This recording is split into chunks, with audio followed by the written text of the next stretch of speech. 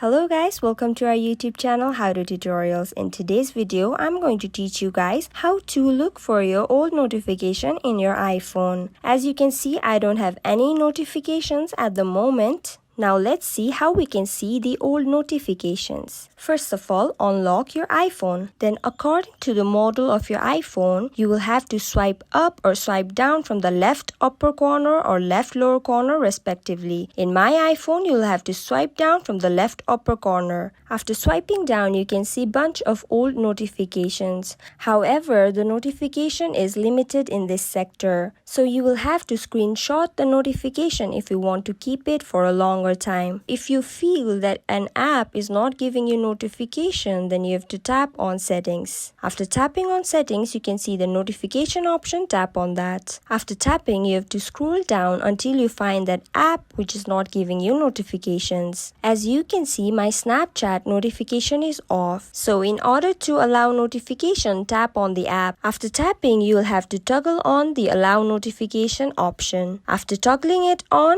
you will get notification from that app instantly. That's it for the video guys. I hope the video was informative. Don't forget to like, share and subscribe. Till then, keep watching.